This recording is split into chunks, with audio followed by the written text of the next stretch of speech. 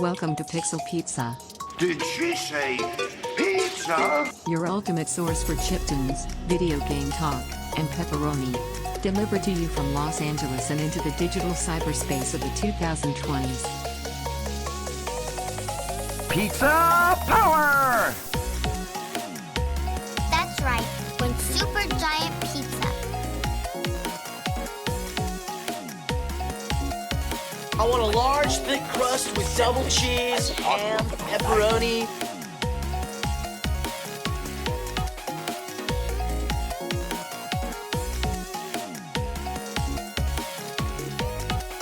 Hey, where's my pizza?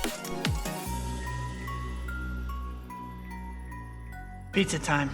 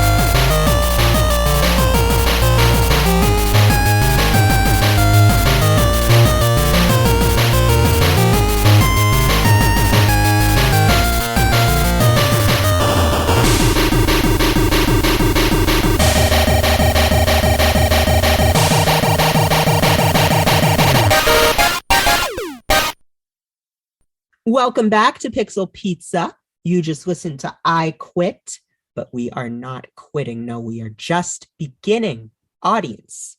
Now, buckle in. I would like to tell you a little story as I introduce our guest for this week. Now, picture this. It is 2010, 2011. I can't remember the year. I am at Otakon, the convention for the otaku generation in Baltimore, and I'm passing by a booth. As you do. I think I just purchased a copy of Mega Man Legends, and I hear this music and I'm like, whoa, what is this? I'm bopping out to this music, and I go over to the guy who has his little booth, and he says, I ask him what music it is. And he says, this is Chipocrite. I'm like, what? He said, this is chiptune music. And I did not know what that was. I had no idea. And I buy this album and I listen to it nonstop. And then when I'm in college, I start my radio station where I play nothing but chiptune music. I reboot it as a podcast where every week I play chiptune music. And I owe it all to this guest who I'm going to be speaking with today. And that is Paul Weinstein, aka Chipocrite. Welcome, Paul. Wow. Hi. Great to be here. Thank you so much for having me. I did not know that the backstory was that deep. That is awesome. Yeah. That's awesome, and it's an honor. Like it's an honor for me to have you. Well, it's great to be here. What year did you say? 2010 or something? Yeah. Wow. That's a long time ago. Makes me feel old. But me too. Was it so that's funny. I'll just to give you a little bit of background on that situation. My friend Carlson, his name is Carlson, and his booth company is called Mad Gear. Oh. And Carlson, he goes to a whole bunch of those conventions. He's been doing it. I think he still does it. I haven't actually talked to him for a couple of years, but he I just kind of met him also just through chiptune playing shows, and he came to some shows. I'm from Philadelphia, so he came to some shows in the Philly area, and he was just like, I really like what you're doing. I go to conventions and I sell classic game gear, and I, all kinds of stuff. And like, I would love to just like buy a whole bunch of your CDs and sell them. And for years, that was like the biggest way I was selling my music. It was kind of awesome. He would go to conventions like Otakon and MagFest and things like that. And he would just be like, yeah, like I had this big convention this weekend. I need more. Like they're sold out. And I was just like, oh my God, that's amazing. That's unbelievable. Crazy. Yeah. And in fact, a couple of years I went down to Otakon with him, and I like worked in his booth, like just kind of hanging out. Sometimes I would actually do kind of like live chiptune DJing sets, so to speak. And I really enjoyed just like selling stuff with him and talking to people, and it was a lot of fun. So I don't think I was there in 2010. He probably would have said like, this is the guy right here. Right. Yeah. Like if I had been there. But a couple years I went to Otakon is great. It's huge. And it's a lot of fun. But anyway, that is awesome. I'm glad that you heard it. I'm glad you liked it. And it's awesome that was like how you got started listening to chiptune. That's very cool. Thanks. Yeah. So I like to more properly start off the show by asking, well, I guess, games aren't specifically what you do, but when in your life did you know you wanted to be in music? Good question. I guess, the first like instrument I started to play was guitar. And I started that when I was maybe like 12 or 13. And it was something, I always like had music in my head. I grew up listening to music. My dad got me into probably the first stuff that I listened to was like my dad's records, getting into that kind of stuff, the Beatles and Pink Floyd and stuff. And I don't know. I feel like in my childhood, I often would be like humming stuff or singing stuff, and a lot of it was kind of fleeting, but some things kind of stuck with me. I would say some of my songs were sort of based on ideas that had been floating around in my head for a long time. But it was really once I started formally learning an instrument in like 6th grade or whatever, when I was like, yeah, this is really what I want to do. I love this. It was easy, not easy, no instrument is like necessarily easy, but it was never like, I hear all these stories every time I hear somebody say like, yeah, I played guitar or I played piano a little bit when I was a kid, but I gave up. It was never like that. And it always breaks my heart when I hear stories like that, because it's like, I can't imagine giving it up. It's just like, it really immediately was just like, this is what I want to do. So about then, about when I was like 12, 13, and I just kept playing guitar. Eventually I kind of switched to bass. Somewhat out of like necessity. This is like the classic bass player story, but like my friends and I were forming bands and jamming and stuff, and like nobody else really wanted to play bass, even though I think it's actually kind of like the secret weapon. It's kind of like the cool instrument because you get to do a lot of interesting stuff on it if you know how to do that. So bass became my sort of like my main instrument for a while. And actually, when I first started doing Chipocrite sets, I would bring a bass along with me. Like I would play Game Boy songs, and then I would kind of switch. Or I would accompany them with bass, but they kind of switched to just a regular 6-string guitar after a couple of years, I guess. Mhm. But yeah, that was basically when I got started, and I just like sometimes you have time for it, sometimes you don't, but like there's always ideas, always musical ideas in my head, and like I'm always trying to get them out if I can. So the passion was really there from the start. Oh yeah, yeah, definitely. And yeah, I love the bass. I feel like it's always like a hidden layer to the music. Like when I can listen to a song just to enjoy it, but then when I go back and like listen specifically for what the bass player is doing, it totally gives you more appreciation for the song. Yeah, yeah, absolutely. I think I saw like a t-shirt or something one time, and it was like 4 bass players, and it said something along the lines of like, you would notice if I stopped playing. Which is kind of like, in my opinion, like a really good way to think about the bass player. Like Yeah. a really good bass player is almost like so solid, so in the pocket that you're not really like thinking about it. It's like this subconscious thing that's just kind of like carrying the song. But like I said, it could be like the secret weapon. Like you can just do some really cool stuff, and like I don't know. I know a lot of people would complain about a bass solo or something, but I love a bass solo. Oh, for sure. So how did you get from there to chiptune? So basically, yeah, it actually does tie in with guitar and bass and stuff. Like in high school and like later, like college and stuff, when I was playing in these bands and stuff, I like a lot of bass players and guitar players really started getting into like effect pedals, like distortion pedals and chorus and like all this stuff. And like I always kind of was going for like a weird sound. Like I didn't necessarily would have loved to have been like the most virtuoso crazy talented bass player, but I never really got to that point. But like I'm decent, but I'm not like, Victor Wooten or whoever is like the best in the world right now. I don't know.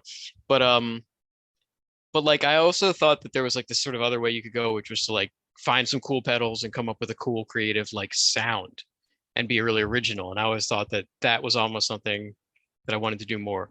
And at some point, like I remember having this thought in my head being like, I want to sound like a Nintendo. Like I want my guitar or my bass to sound like an old video game system. And at the time, probably like 15, 20, maybe like 20 years ago, I didn't really know what that meant. Like I knew what those consoles sounded like. I grew up with them. I loved them. Loved all that old music, like all my old favorite old NES games. My family got an NES when I was like 6 or something, and I just like was obsessed with it growing up. But I had no idea like what the technology was. I just knew that it had a sound, and I was like, I got to figure out how to do that. And there are some pedals out there that do some really cool stuff, and I've seen people do really cool pedal things, make their guitar sound like a square wave or a certain wave shape, which is what I would learn is the thing that gives these consoles their like specific sound. But like nothing was exactly what I wanted. It just wasn't authentic enough, really. And at a certain point, somebody said to me, well, like, do you know about these guys? Like, do you know about chiptune? Do you know about people making music using old video game hardware? And I was like, no, but that sounds like the best idea I've ever heard. The first chiptune artist I ever heard was a Japanese group called oh god, YMCK is what they're Yeah, I called. know them. Yeah. And like a friend of mine in college just like sent me a bunch of their songs, and it's like this crazy jazzy pop Nintendo. It's like jazz, crazy bebop jazz coming from a Nintendo, but like with this Japanese pop sensibility. And I was just like, I had no idea how they were doing it. And I was just like, I mean, all I could think at the time was maybe they like found a way to like hack a video game, like find an old game and Mhm. change the programming in it to play their music. But I had no idea. And I was just like, this is awesome. I love this. I would love to learn how to do this, but it didn't seem like there was any way for me to really figure it out at the time. Yeah. It just seemed like it was such a niche thing that I would just like have to find message boards and just I don't know, there was no way for me to really learn it. And I was like I was in a band, like a completely non-chiptune band at the time, doing all kinds of other stuff. So like all my musical energy was not able to be focused on learning that, which was kind of a shame because like I really wanted to do it. I just didn't have time. Mm. At one point somebody was like, there's also people doing this like in New York. I don't know if you know about this. And I was like, oh, okay, that sounds cool. My friend living in New York was like, got to check out this guy. His name's Bitch Shifter. And Oh, I was like, yeah, I was just like, okay. And I heard it and I was like, yeah, this is like the most perfect music I've ever heard. I love, to this day, he's probably my favorite chiptune musician. And now like a friend of mine, and just I think one of the best songwriters in the world, and just like a great person, great musician, great songwriter. And so that was like, okay, I don't know, it seemed like a little bit more accessible. It was just like, maybe I can do this, maybe I can figure this out. And I learned that he did it with a Game Boy, and I was like, okay, we're getting somewhere. I'm like figuring this out a little bit. Then, like maybe a couple months or years after that, the like Philly chiptune scene started up, and at first I was not a part of it. I heard about this show called 8 Static, mm. like which would become like a monthly chiptune event. I think I heard about maybe the second or third one. I missed like the first one or two. But a friend of mine was like, yo, I know you're like starting to get into this Game Boy stuff. Like people are now doing it in Philly. And check this out. Like there's an artist who's going to be doing a pre-show presentation on like how to do it. And I was just Oh, like, oh my God, finally, like this is what I've been waiting for this whole time. So I did it. I went, that was like 2008 or so. I want to say, I should know that number better. I think it was 2008. And I went to the first 8 Static I went to. There was a pre-show presentation by an artist named Animal Style, who's another Philly chip musician. And she just gave this like, I don't know, it was probably only like 15 or 20 minutes, a presentation on how to use the software on the Game Boy, which is called Little Sound DJ or LSDJ. And I was like, I got it. This is it. This is great. Like that was like the, I don't know, catalyst. Like that was all I really needed. And I went home. You basically go to like a website and you pay like a $5 licensing fee or something, and then you download it and you can start running it on an emulator. And like that night I did it, and I just immediately became like obsessed with it. And if that was like January or something of whatever year that was, I think 2008, I was like 8 Static became a monthly thing. I was going back every month. I was getting more and more into it. And I played my first like open mic. 8 Static always had, you could sign up to play a song if you were sort of unknown.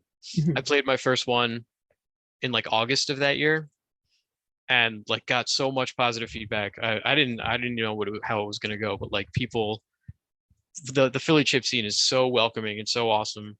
The that's whole great. mostly the whole chiptune scene is like, it's been a really awesome community to be a part of over the years. And yeah, just a couple months after that, they were booking me for like full sets. And then I started to get even more involved, and I became like one of the people that was basically running 8 Static. Wow. Yeah. And it was really awesome. Like I said, eventually I started out just kind of doing Game Boy stuff, but eventually I started accompanying it with other instruments like bass or guitar, and putting out recordings and so forth. And yeah, it's been like, I always say it's like I said, I was in bands. I played in like the jazz, like the big band in college, and I did some other jazz stuff and whatever.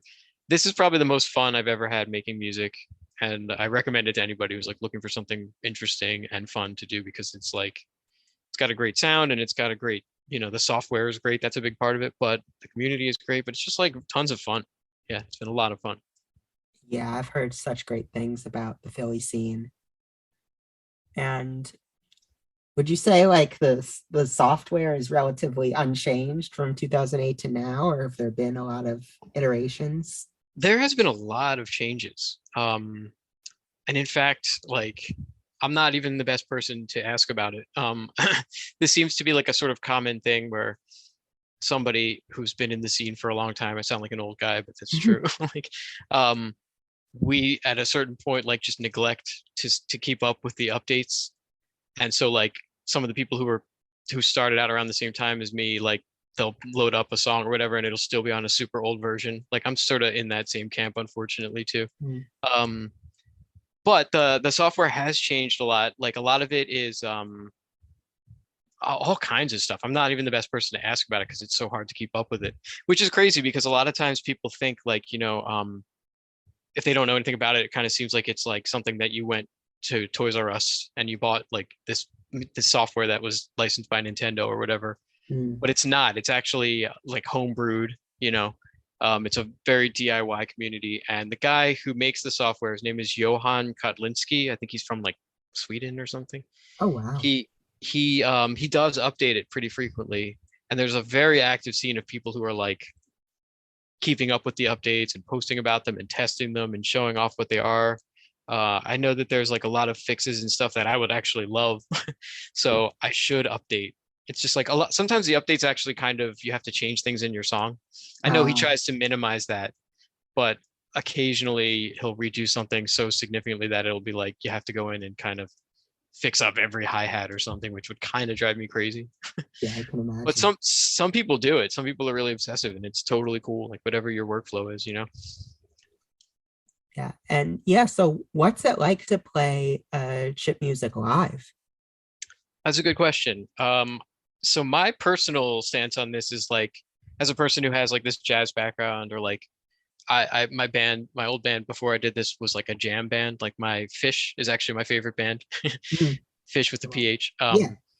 I like can't stand being on stage doing nothing. Like I really like to bring an improv element to it. I feel like it makes me feel better as a performer, but also I feel kind of cheap, like just being on stage, giving an audience just like, pushing start and dancing around. No offense to people who do that, because I've seen people do that very effectively. Yeah.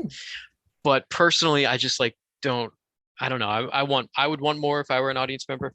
So if I'm not playing it with a guitar or something, but part of the reason I added other instruments was to help facilitate that. But like if I'm not doing a guitar or something, there's all these little tricks, like ways you can sort of tweak your songs live. The software is actually pretty good for this. If you think about it and do it in sort of like a kind of intelligent way. So I'll like change little wave shapes of instruments and volume envelopes and things like that. And I don't know, I'll try to change it up. You can sort of like mute and solo things, which is a kind of thing like a DJ might do. Yeah. So there's ways to sort of change it up. I really like to do like transitions between songs, like keep it moving in an interesting way, and someone's like, oh, he's playing that song now, like another DJ kind of thing. It's fun. It's actually, I think a lot of people, if they don't know what you're doing, it kind of looks like you're just like performance art, Sure. playing Tetris, trying to get like a high score or something. So I've tried, it can be weird in certain situations where people don't understand what you're doing, but I try to give like a disclaimer, or I try to say, I'm not just playing a game. This is a song that I wrote, or a song I arranged if it's a cover or whatever. So, so they understand that it's not just like this weird thing where I'm playing a video game on stage. But it's really fun when the audience is into it. I think that's the live element of it, I think, can be really eye-opening for people who don't know about it. Like if you say to somebody, like if I'm at my normal non-music related job and I say I make music with Game Boys, they'll say, oh, that sounds kind of cool. But like they are imagining, sitting at home, playing a Game Boy, hearing it out of this tiny little speaker, and it's tinny and it sounds like Tetris or whatever, right? Right. But then when you go to a show like Innate Static, or like a show in New York or something with this like huge PA, and you've got a Game Boy like blasting, and somebody's done it well and it sounds great, like it's eye-opening. It's like, oh my God, I didn't know that thing could sound like that. And I didn't know you could write such a full song, because like old video game soundtracks are typically like 1 minute. even exactly, yeah. And even if they're like great, like for like Mega Man soundtracks are incredible songwriting and pretty good sound design and stuff. But like it's the same thing that kind of loops over and over. So I think when people hear like a 3 or 4 minute full song on a Game Boy, they're like, whoa, I had no idea. So seeing it live can change your entire perspective on it, which is really cool to see as a performer. Sometimes I'll look out there and I'll be like, oh, these people are getting it. This is awesome. I can imagine. Yeah, just being able to share that energy is super important. How did you have to, I mean, I don't know if you were doing live shows around the time that COVID happened, but what was adapting like, if that was the case? Yeah. Well, so the sad answer is that I haven't played a live show in like 2.5 years. Oh. But to be honest, a lot of things in my life are kind of like changing. My wife is pregnant right now. Congrats. Basically, thank you. Basically do kind of any day. Um, and I figured whenever that happened in my life, like the music might sort of slow down a little bit, at least while I like adjusted to that new thing. Yeah, sure. So this was kind of preparation for that. But also, I don't know, live shows, as much fun as they are, as much fun as a really good one is, it's a lot of work. It's a lot of effort for like not always the best payoff. I don't want to sound like a cranky rock Mhm. star because I appreciate every opportunity I get to play live. I really do. But I don't know. I've like even with the other bands and stuff that I played with, there's all kinds of not just physical but mental work that go into a show. And I don't know, taking a break from it over the past 2.5 years has kind of felt kind of good. Like I don't entirely miss it, which was sort of eye-opening because I thought I was going to. I thought I was going to be like, man, I really want to get back out there. I just don't totally miss it. I'm sure there'll be a time and an opportunity where I'm like, I want to do this again. And that will be nice, I'm sure. But I don't even personally feel totally great about being in places with tons of people yet. Like I'm Yeah. still sort of trying to stay away from it. I've been very lucky as far as I know. I haven't got COVID somehow. Because almost everybody else I know has. Oh yeah, I got it recently. It was Oh, not man, fun. was it? Yeah, yeah. I've heard. Yeah, I've heard it's brutal. So I've been really lucky, and I've managed to avoid it. And it would be a shame to like play a show and feel great about it, and then also get COVID. So, Yeah, yeah. but it's kind of been nice taking a break. And again, I feel like it's just going to make it that much sweeter when I do play again. So eventually that'll happen. Maybe, like someday I will play and my like child will be in the audience and that'll be awesome. Yeah, that would be sweet. Yeah, I imagine it's a lot, especially as a solo act to Yeah. produce it all. Yeah, definitely. It's nice in some ways. Like practicing with a band is difficult to do, scheduling and stuff. Even the best bands with the best practicing schedule I've ever had, you show up and you wait 45 minutes for someone else and you're just like, man, I got to go to work tomorrow. Like, come on, let's go. But when you're by yourself, you just get to do it on your own terms whenever you want, which is kind of awesome. True. That was really nice when I first started doing this. It was like, oh my God, this is cool. Also nice when I first started doing this was like showing up to a gig with like a bag as opposed to like a 410 bass cab, like Oh yeah. and effects and my whole rig and like all this stuff and like needing a van and stuff. So there are definitely benefits about being solo, but also, yeah, I mean, you're basically the whole thing. You're the whole corporation, Yeah.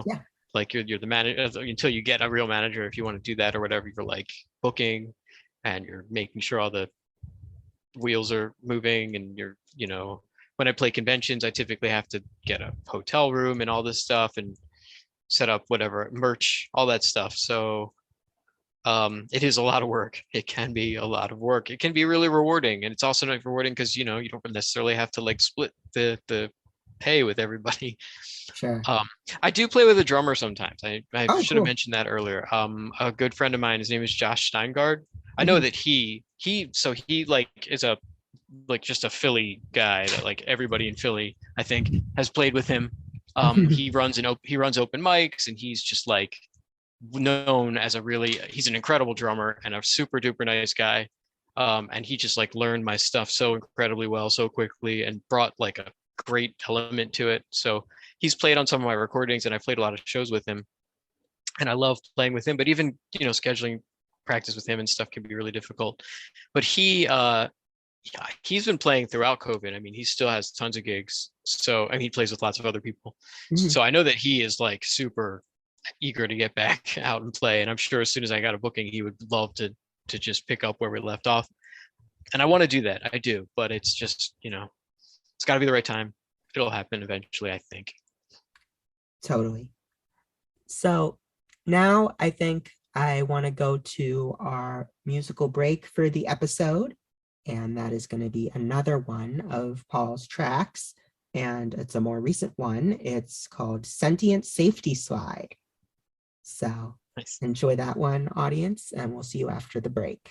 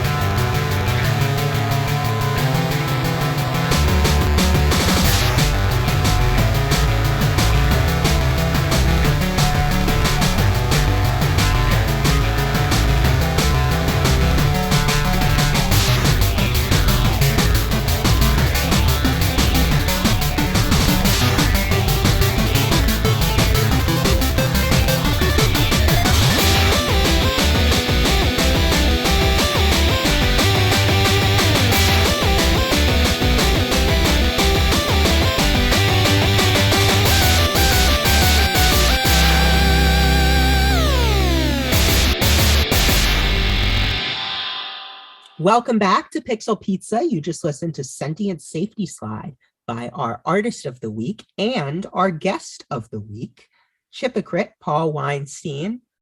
So getting back to talking with you, I know you mentioned that you started with an open mic with 8 Static, but then also you were sort of leading it for a while.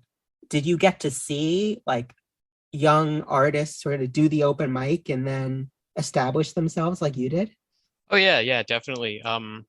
Yeah, and that was really exciting.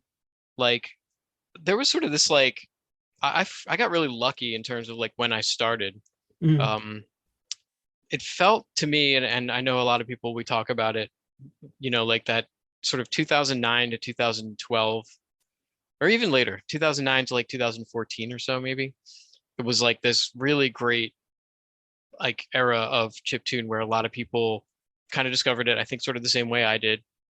And yeah, there were some other people who got involved around the same time. There's a really great artist in Philly called SKGB, who started around the same time as me, but was younger than me. And like when he started, he was like really, I think he was like in high school and he was really shy. He was great. His music is really kind of experimental and dark and kind of noisy. And he was kind of just like this like kid on stage, like in a hoodie, like really nervous. And it was great and everybody really liked it.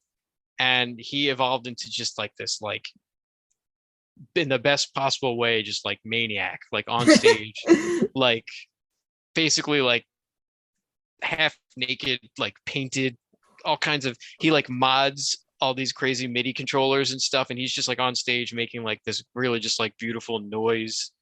And it was awesome to see like this evolution of this person come from like kind of this terrified person who wanted to be on stage but didn't quite know how to do it, and then just like come out of his shell and just like rock. So that's a good one. There have been a few, I remember everybody knows Chipsel, right? Oh, Chipsel, sure. She's amazing. Yeah. I saw her, I think she's been around maybe longer than me, or at least the same about the same amount of time. I remember the first time I really heard about her was there was like a yearly festival in New York called the Blip Festival. That sounds And familiar. yeah, that was kind of the biggest chiptune event in the world from like 2006 to 2012. And in fact, the last one, 2012, was the final one in New York. I was on staff and I helped run that too, which was amazing. It was a really great opportunity to work with some of like the best chiptune people in the world and run like, no offense to 8 Static, they would hate me if I said this, but it was probably the best chiptune event ever. Like I loved it. Chipsel played at Blip, I think 2011. And she was like one of the first acts. I know that they were like into her, and then they were like, this is great, we'll bring her over. She's from Ireland. And she played, I think she was like the first act on the bill of one of the nights. And not too many people knew of her. And she just got up there and it was just like incredible. It was just like the energy. And I think we all were kind of like, all right, this is going to be something, Oh, yeah. that to me was like a pretty good memory of someone that I didn't really know much about, saw. And then like, yeah, she basically took over, like she rules chiptune now. Like she's just one of the best known, does some of the best work. And like, Oh, easily. it's great. Yeah. That was cool. I'm trying to think of some other ones. I don't know. A lot of it was just all of us kind of like growing together, which was really just awesome. It's been really cool. Yeah, would you say you have like a tight-knit group of people you got to know through that? So yeah, it has been, so 8 Static kind of stopped being monthly even before COVID. It's really hard to keep things going, especially it's like volunteer work, like none of us have really got paid or anything. Maybe in like we did a couple years of an 8 Static festival too. Like we ran our own little 2 or 3 day, I forget how many days it was, but we did our own thing, kind of like Blip Festival. And I think we ran it from like 2013 till, or maybe 14 until, no, it was 13. 13 was the first year. And we did like maybe 4 or 5 of them. I wasn't really involved with the final one. And then after that, it just becomes really hard. People have other things going on, non-music related things. And Yeah. people go into other music. There's still like the friends are still there, and I still try to see people. I actually live like outside of the city. I live like maybe a half hour, 45 minutes away. Oh, So okay. it's a lot of them still live in the city, and they probably hang out a little bit more often than I do with them. But every time I do get together with them, it's great. We're all really happy to see each other. I wish it could be more often. It's just I'm a little farther out, and it's going to be even more difficult when I have a kid. Oh, I can But imagine. Yeah. yeah, but yeah, no, I've made some great, great, great, great friends. Just like people who share like this mentality with me that I like was looking for a lot before I found it. Like in some of the other music scenes I've been a part of, it just wasn't. I love playing the music. I appreciated that the crowd was into it, but like I haven't ever really been like a big partier. Certain things that like you play my old band, we would play a show somewhere in like Virginia or whatever, and people would want to just like rage after the show, and it just wasn't my kind of raging. And I'd be like, yeah, this is all right, whatever. But like once I started this chiptune stuff, and like we're driving home from gigs and we're listening to game soundtracks, and we're like, sharing LSDJ tricks with each other and stuff. And I was just like, this is what I've always wanted. This is really cool. So like, oh my God, so many relationships that I just like, yeah, absolutely will treasure forever. Memories. Yeah, That's for really sure. special. I should ask, what is your favorite game soundtrack? It's a good question. I don't know if I have like an official answer. I have like a category of answers. Hmm, My favorite, so NES was like my console growing up. sure. That was like the most influential one for me. And I remember from like being a kid, I always really appreciated Nintendo games where the soundtrack was like you could tell they put thought into it, because sometimes you can tell that they had no idea what they were doing. Yeah. And that's just like sometimes you just have a programmer. It's like that line between musician, and just a guy who knew how to program and threw some notes together. Yeah. But like some of the best NES soundtracks, like not just musically, the game was all, or the music was like a character in the game. So like, I loved the Nintendo game Maniac Mansion, Oh, yeah. That's a classic good one. like point and click adventure kind of game. And in the game, you're like you have your choice of like 9 characters you can play as, and they all have like their own little personality. So one of them's like a nerd, one of them's like a punk, one of them's like a metal chick. Mhm. Um, and when you are playing as that kid, they each have like their own CD player that they're holding, and their Oh, soundtrack is playing, and their song is just like tailored to their personality. So the metalhead has like this like metal new wave kind of song, and like the punk guy has like this, yeah, and the nerdy guy has like a song. It's supposed to be like a Devo ripoff, I think. And I just loved that they put it's almost like an Easter egg. Like they put effort into making the music like a character, like just tell part of the story. Loved that. Um, Another one I really like, the example I always use is there was a Nintendo game called Super Dodgeball, oh, yeah. which is it's just like a stupid game where you play dodgeball and you travel around the world and you just playing dodgeball. But every new level was like a different country, and the songs were like almost offensive, Oh, like almost like poor taste like of the country you were supposed to be in, but not really. Like it was okay. It was harmless. And mhm. it was just like world building in this stupid game that was like otherwise there was no reason, there was no difference. It was like the same sprites but just like different outfits. But Right. like they made the backgrounds look like different countries, but they made the music sound different. So like the music in England kind of sounds like a Beatles ripoff, and the music in Japan has like some, I think it's actually a traditional Japanese song. I forget the name of it. I've heard it in other things. Oh, yeah. And just little things like that. And I was just like, as a kid playing this game, and I was just like, this is somebody put thought into this. Like, this is really cool. I like that. And then later I discovered, like when I got into chiptune, I discovered some NES composers, Oh, which is yeah. funny because like as a kid, you don't really think about the people making these video Right. games. Um, it just felt like magic. It was like, I don't know how this thing got made, but they are real people. And I learned about some of the incredible Nintendo composers. There's a guy named Tim Fallon. He's the best. I was gonna bring He's him up if you didn't. yes. I'm glad that it's always Silver nice to hear. Surfer, man. Yeah, Silver Surfer is incredible. I think that is maybe the best Nintendo, most impressive Nintendo music I've ever heard. Oh yeah. Like another really good one he did was Treasure Master. That's what it's called. Oh yeah. Treasure Master is incredible. Like, Pictionary. yeah, Pictionary is great. Like it's like the songs are great, the songwriting is great, and the sound design is like incredible. Like he makes the Mhm. Nintendo sound better than anyone I've ever heard anybody do. It's like I don't even know how like he does it half the time. It's I just know, like it's wizardry. it is. It really is. So like all the Tim Fallon and his brother, I think Tim and Jeff, Yeah, Jeff is his brother's name. They're just like incredible. Uh Pretty much anything they did is some of my favorite soundtrack stuff too. absolutely. So yeah, and I think that transitions well to my next question, which was you have done the music for some games. I know Earth Night is one of them. So Mhm. what are some of the differences between making chip tunes that stand on their own versus songs that are meant to be part of a game?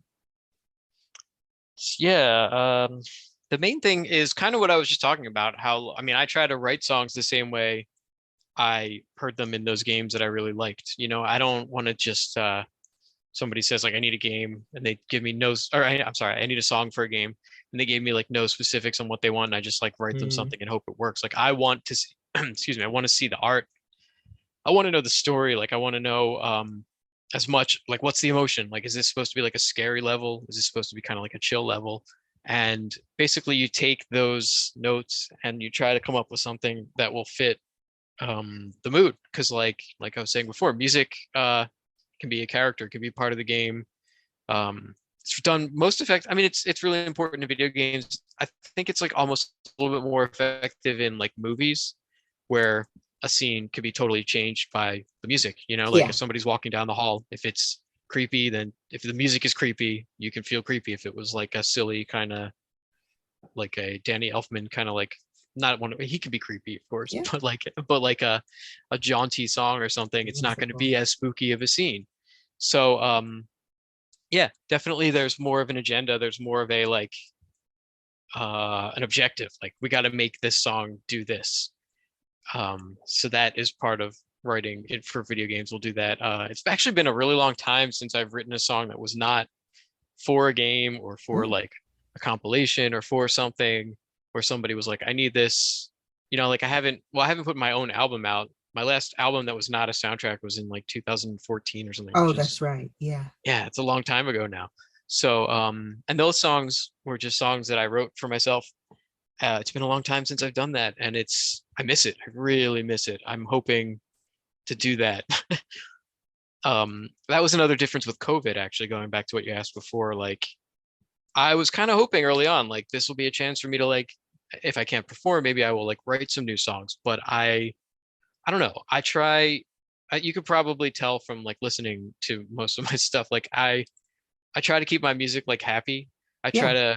to. There's nothing wrong with emotional music for sure. I listen to a lot of a range of emotions, but personally, I just like music that makes me feel good and like I'm sharing it with the audience that like and to make them feel good. Yeah, And it's important. COVID made it hard to do that. Mm. It But it really made it made it, more important, I would say. well, sure, yeah, I know. It just made it hard for me to feel like I wanted to write a song. Oh, yeah. Um, it was hard to get into that place where I feel like my best stuff comes from, where it's just like this is going to be fun. Like I'm feeling good right now. I'm going to write something that feels good. Although, you know, I've certainly written stuff in from dark places that still sounds fun, or I've tried to. But I don't know. It's hard. It's been really hard to motivate myself, to be honest. And I I think a can large part understand. of it was just how crazy the world has been for so Yeah, long. really. Yeah. So I know you've also you created an education series, your chiptune crash course Yeah. online. Yeah. What was it like putting that together? That was a lot of fun. That's been something that is good because it's like a tool that I can Yeah. just give people. I kind of forget about it sometimes. That was like a couple years ago. There's a company, they're called Soundfly. That's like the main company that helped me put that together. A friend of mine was working, an old friend, a friend of mine from like elementary school, was working for this company Soundfly, and they basically their music education website A lot of their content is completely free. Some of it's paid. The paid stuff is a little bit more like immersive, and you basically work one-on-one with artists and stuff. But they have a lot of free stuff, and my chiptune course is actually free. Oh, I don't nice. even I don't get anything else from it anymore, so like I don't Uh, feel ashamed pushing it. Like sometimes I feel kind of like a salesman being like, oh, sign up for sure. my thing, but it's not. It's just like it's out there now just for people to learn from it, which is the way I would like it to be. Yeah. Um, they were trying to find like sort of unique things that some of these other music education websites maybe hadn't tapped into yet. And my friend was like, well, I know this guy. I grew up with this guy who's doing this like video game stuff. Like maybe you guys are interested in that. And he showed them some of my stuff and they were really into it and they just loved it. And they were really good to work with. They gave me a lot of freedom. They really let me do it pretty much all myself. Like they didn't say we want this to be this way and you have to follow these rules or whatever. And I was able to just design this thing after years and years of like watching other people talk about it, and learning a lot from that. Like I said, that very first, the 8 Static I went to, there was a workshop about it. But I also have over the years, like I've played a lot of conventions, like MagFest and Anime Next and lots of anime conventions and stuff like that. Mhm. And as part of playing those conventions, I typically would like give a panel presentation on how to use LSDJ or just chiptune music in general. And I was like able to take those presentations I've done and like sculpt it into something a little bit more formal. And with Soundfly, they took like I filmed these little videos and I filmed screen grab videos and I took screenshots and wrote up a whole script and shared all these files with them and stuff. And like they edited it all together and put it into this package that's just like fantastic. That's I think it's awesome. useful. It might be a little out of date going back to what you asked before about Oh, like right. yeah, LSDJ updates. I think I put that out maybe like 6 years ago, something like that. So a lot probably has changed since then, unfortunately, but it's good to get started anyway. A lot of it is kind of general, just like this is what chiptune is, which that's always an important thing. Like I feel like a lot of people dive into it without thinking about exactly what's going on, and then they get confused and they never really like it never really grabbed them the way it did, like with me. Um, but if you could just like hear somebody say like, this is what's going on, this is this video game console, it has a sound chip, and like this is how they work back then. I think that really helps clear it up for a lot of people. And so at least it still does that. So definitely worth checking out, if anybody listening is interested in that. A friend of mine, Nick Maynard, he is from Rochester, New York, has an Mm. awesome chiptune scene. Oh, yeah. I've Um, spoken to some great people from Rochester on this show. nice. Like who? Well, they were more in game development, Oh, okay. but Okay. Dennis McCory and Lester Reynos, they run a studio called Possum House Games. Okay. And then Awesome. I had music from a chiptune artist called Hang On, Get Ready. Yes. Yeah. It's great. I know that guy. That's awesome. I'm glad you mentioned him because he is great. I'm sure he's a dev himself and he knows like all the Rochester dev people. Yeah. Um, I was going to just mention Nick Maynard, who's one of the original guys in Rochester who got things started kind of around the same time 8 Static got started. Hmm. He put out like a really good little like zine. It's like a tiny little chiptune guide. So he's like always been all about, he puts videos out with like instructional stuff and he's always trying to help people get into it. Also, he like shared my Soundfly course one time and basically was just like, this is it. Like there's no need for anybody else to ever do like another Wow. instructional thing again. Like I would recommend this for anybody. And that meant so much to me, like That's coming high from him. praise. Yeah. Exactly. Yeah. Yeah. And it was nice to hear that it checked the boxes and other people, because I've tried. I really made the effort to like, I don't know. I can see when people are like not understanding it. And I've tried to find ways to work around that over the years, and I hope it did that. Yeah, I think it's so important to have a roadmap or blueprints for people to be able to get into it and understand it. And the Yeah. fact that that's so publicly available now is commendable. Yeah. Cool. So how would you say you've seen the legacy of chiptune develop since you got started? Yeah. There have been a lot of people who have gotten started since, a lot of younger people, which is always really good. For some reason, it's weird that it resonates. It's not weird. It's awesome. It's cool that it resonates with younger people. Yeah. Like for me, a big part of it was just like this is the sound that I grew up with, and like I said before, like I wanted to make my guitar sound like it. Um, if I discovered somebody doing it with a Game Boy, I was like, that's way more authentic. I might as well just do it that way. Um, growing up with it, it kind of makes sense. But like I've known people who are like younger than the Game Boy, you Hmm. know, like who love this and are really into it, and it always blows my mind. Um, there was a big kind of new influx of people maybe around like sort of near the end of no, like that era that I was talking about. I would say around like 2013, 14, 15. A lot of new younger people started getting into it, which was really cool to see. Yeah. Um, a lot of younger people playing Magfest. You see a lot of like artists who were not around when I got started now basically like headlining the Chip Rave at Magfest, Oh yeah. which is really cool. So yeah, there's been people definitely there was a thing maybe a little controversial to talk about. Uh, There was a scene, I guess a community, you could call it, called Chip Tunes Equals Win. oh, I've heard of them. Yeah, it brought a lot of people on board. It was originally started by a guy named Brandon Hood, who was like he worked for Magfest and he did a lot of stuff. I don't want to get into the controversy of it. Sure. It's the internet. There's going to be Yeah, yeah. controversy, right? um, but a lot of people, for better or for worse, Chip Tunes Equals Win brought in a lot of people. It was a very welcoming community at the beginning, and exposed a lot of people to this great new thing and great new people. And I know a lot of people who just like made it's funny, like we have a lot of like internet friends, and a lot of people are friends through Chiptune, and we get together at these conventions or these concerts, events and stuff, maybe like a couple of times a year if we're lucky, but we're like sharing music and stuff over the internet in the meantime, and I feel like I've seen a lot of younger people do that, which is really great. Yeah. Um, and it's just been cool seeing some of these younger, really younger people like SKGB start as like a kid, go to college. Maybe sometimes they go to like art or music school and they develop it while they're there, and that's always really awesome. And then some people like I don't know. I would say right now, it's at least personally, chiptune has kind of it's in like a valley. If there's peaks and valleys, we're Sure. not there's not a ton going on right now. I think a lot of it is because of COVID.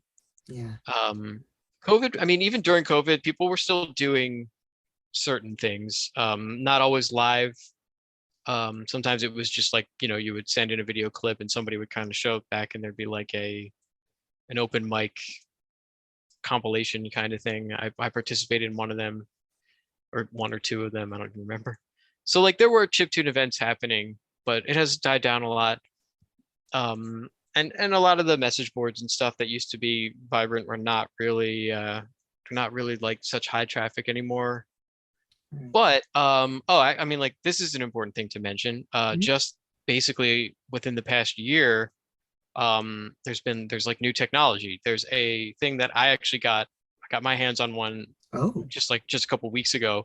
It's a new device. It's called a Mate Tracker, Huh. M8. Dirty Wave is the name of the company that makes, or the guy. It's not like a company. Mhm.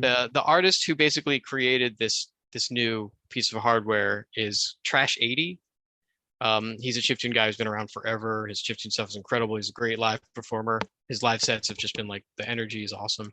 And he's a great musician and like a great engineer, I guess. And basically what he did was he created a device that is like the size of a Game Boy, roughly, and like laid out like a Game Boy. So it's got like basically a D-pad and an A and B button and a start and select button. Mhm. And he made the software that runs on it too, which is pretty much based on LSDJ. Oh. But it's not. It has like double the capacity, more than double. Like in terms of like the number of sounds you can be playing at once, it's got like LSDJ basically has 4 channels of audio. The Mate Tracker has 8, and it also does like synthesis way beyond what the Game Boy can do. So it's like it's got the wave synths like a Game Boy. It can sort of emulate a Game Boy sound chip if you really want to do that. But there's also other macro synth wave shapes like sine waves and triangle waves and whatever you might get out of like the keyboard synthesizer. There's also FM synthesis, which is like the most, it's like the Sega Genesis sound chip Yeah, Master was the System. popular. Exactly, yeah. So there's FM synthesizer in there, and you can load in samples. So like really any sound you want. And it's great because it's like it's basically the same interface as LSDJ. Like I picked it up, I ordered one, they were back ordered. I placed my order in January and I finally got it like 2 weeks ago. Oh, And I just like immediately was able to like to get ideas out, which is so awesome. But it sounds like nothing like a Game Boy, which is real, for better or worse. My the night that I got it, I started doing something. I threw together like this dumb little demo thing, and I played it for my wife, and she was like, "You just got this thing?" Like, it's just awesome. That's how powerful it is. That's like more reflection on the tool than like me as a user. Like it just is. It's affordable. It's expensive, but like considering how powerful a synthesizer it is, it's awesome. And I would recommend it to anybody who is like really into chiptune, really into LSDJ tracking and stuff, and wants more sounds. Basically, you could do songs on it, and like no one would have any idea that that was the tool that you used to build it. Which I mean that in a good way. Yeah. Like I think to some extent that kind of transparency can be really cool, especially if it's just like the medium that you work well with. So like that's probably going to be the future of chiptune, things like that, like taking the interface that we love and just expanding it and giving people the opportunity to like do more with what we know. It's awesome. That is so awesome. I had no idea about that. Yeah. So, I mean, obviously, you have other things, more pressing things going on in your life at the moment, but where do you see yourself going next in the world of chiptune whenever that comes around? Yeah, I don't know. It's like a cop out to say I don't have an answer. I don't have an answer at the moment. I'm sure that there's going to come a time when I'll play again. I actually like just a couple weeks ago I was back on stage playing non-chip music with people for the first time, and it was like, okay, being on stage is all right. Like, and it was a good first step, I think. I'll be back. I'll be performing again at some point. I want it to be like a good gig where Yeah. it's like the right time, maybe like an outdoor show or something, and enough time to promote it and stuff so people know about it. And I feel like at that point, if it goes well and there's people there and everyone's like, man, I missed this and stuff, I will probably feel totally different. But if I do something and it's not, and then people aren't there or whatever, and they've kind of like forgotten about me, I'll just be like, all right, we'll see. I don't know. I do, like I said, I really want to do as soon as I'm in the right mindset, I want to start writing music again for myself. I have ideas, I do. I just haven't gotten them out. I think the mate tracker will be a good catalyst for that because like I really love it. I immediately fell in love with it. Part of the thing that everybody likes about chiptune is the limitations, and having more options with the mate tracker is a little. I'm getting like a hold on it. It's been a little overwhelming, Yeah. but at the same time, the interface being sort of still based on the limitations that I was used to helps. It balances it. So once I get better with that, I'll probably do some more stuff with that. I would love to put out, an album that's all mate track or something like that. That would be really cool. And I don't know. I do think that I am probably going to not do soundtrack work for a little bit. I don't know. Like I said before, I don't want to. It's been a while since I've written songs for myself, and it would be nice to like to have as much freedom to do that as I can. I do know I can't get too much into it. I don't know what I'm authorized to talk about. Cleaversoft, the company that I worked with to do Earth Night, we do have there is another. Our next project is in the works. I'm already going to be my involvement is going to be less and different than it was last time, but I'm sure I'm going to be involved in something, and I'm sure there will be some music of mine in there, which I'm looking forward to. But it'll also it's going to be kind of liberating to not have it be like the whole thing, which will be nice. And then I don't know, like I'm in a good place right now. Like you said, it is different because I have this kid coming, and I have a full-time non-music related job, which I love. I've been working there for like about a year and a couple months, and I'm happy to be spending my time with that. So it makes it, I think if I didn't have that, I'd probably really be losing my mind. I'd be like, oh my God, I got to do music. I got to, Yeah. but it's been nice to have other stuff. I don't know. I'm like definitely becoming kind of a boring old man, but, but music is always going to be there, even if it's like a friend of mine, he started like a dad band and they play like alternatives and covers and stuff from the 90s and stuff. Like I feel like 22-year-old me would be like, you can't do that. Like, what the hell's wrong with you? But now I would be like, I would love to do that. Yeah, sounds fun. Yeah. All right, so that was pretty much all the questions that I had, except for my final question, which is, this is the Pixel Pizza podcast. Where is your favorite pizza place? Wow. So much good pizza in Philly. There's a place, this is gonna sound terrible. This is like I said, I live like 45 minutes out of the city, so I don't even go down that often anymore. Mhm. There was a place in Philly. I'm not sure if it's still there. It was on South Street. It was at like 4th and South. It was called Sal's Pizza. Mm. And like that was my favorite in the world. The slices were like gigantic. And like it was right across the street from the Theater of Living Arts, which is like one of my favorite venues. So you'd like, I think it was Sal's. Am I like getting this wrong? I'm looking it up to make sure I'm like saying the right place. I feel like an idiot. It's been such a long time since I've been there. I feel like it might not be there anymore, which is why I can't remember. There was like a fire there a couple years ago. I thought it was Sal's.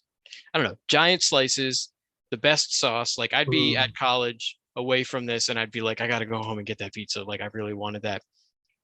That was the best in the world. Haven't had it for a really long time, and I think it's because they're closed. But that's great. Yeah, Sal's. I think it was Sal's. I'm gonna really be kicking myself later if I was wrong about that. All right, well, long live Sal's, or rest in peace Sal's, depending on the situation. Hope they're doing all right. And yeah, thanks again for joining me, Paul. I had a really good time this time. Thank you so much for having me. This has been great. I appreciate it. Absolutely. So where can our listeners keep track of what you do? So I do still update chiptocrite.com occasionally. It might look right now like there's not much going on. But yeah, chiptocrite.com still, it has, all the information about my releases and everything. You can stream or buy whatever you want to do. Information about Earth Night and everything is there too. Twitter is probably where I'm most active. I like to tweet usually non-music related stuff, whatever is just going through my mind. And my Facebook page could probably be a little bit more active too, and Instagram as well. But yeah, those usual places, they're all just like /Chipocrite. I managed to secure that URL for these things, the username somehow. But yeah, chiptocrite.com, the main one, and anywhere, and like, yeah, always welcome people sending me emails if they have questions, or sending me a message, Twitter, anything, because I love talking about this stuff. Always willing to answer anything that anybody needs. That's fantastic. So yeah, I think we'll leave off there and we'll end it with one more track from you, and that is Little Computer People. Wait a second, actually, if I may. It's Lorenzo's. It was Lorenzo's Pizza. I Lorenzo's. can't believe I was saying Sal. Okay. Yes. I feel like the worst Philly person ever now. Sal's was a pizza place in my hometown, the suburb of Philly, right outside. Oh, okay. But Lorenzo's was the best place in the world. Lorenzo's. Sorry, Lorenzo's. Right. That was what I meant. Too bad. And I think it's still there too. So okay, that's go good. to Lorenzo's. That's a relief. Yeah. All right. Yeah, so ending it now. Little Computer People, enjoy, and we'll see you next time.